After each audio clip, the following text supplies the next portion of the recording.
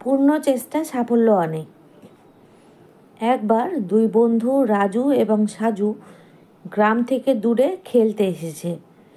রাজুর বয়স 5 এবং সাজুর বয়স 7 বছর। তারা একটি পুরনো কূপের পাশে খেলছিল।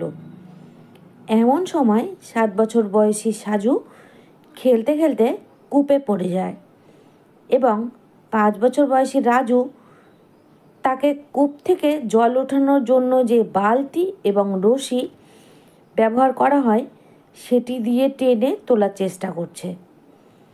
কূপে পড়ে যাওয়া বয়সে বড় ছেলেটি ওজনেও রাজুর চেয়ে বেশি ছিল। ওরা যেহেতু গ্রাম থেকে অনেক দূরে চলে এসেছিল, তাই সাহায্য করার জন্য কেউ ছিল না আশেপাশে। তাই বয়সের ছোট ছেলেটি তার বন্ধুর কান্না দেখে নিজের শরীরের সমস্ত শক্তি দিয়ে রশিটি টানতে শুরু করলো। সে তার মনের এবং দেহের পূর্ণ ইচ্ছা শক্তি যেন রশিতে কেন্দ্রীভূত করে ফেলেছে। তার শুধু একটাই চিন্তা, এই রশি টেনে তার বন্ধুকে তুলতে হবে, না হলে তার বন্ধু মারা যাবে। ছেলেটি কিছুক্ষণ পর বন্ধুকে উপরে তুলে আনলো। তারা দুজনেই গ্রামে এসে সবাইকে এ ঘটনা বলতে লাগলো, কিন্তু গ্রামের সবাই তাদের কথা অবিশ্বাস করলো। বলল, অনেক দুষ্টুমি হয়েছে, আর মিথ্যে বলতে হবে না। সে তোমার ওজনের প্রায় দ্বিগুণ, তুমি তাকে কিভাবে টেনে তুলবে?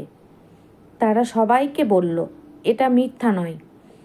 শুধু গ্রামের একজন বৃদ্ধ তাদের কথাই বিশ্বাস করল।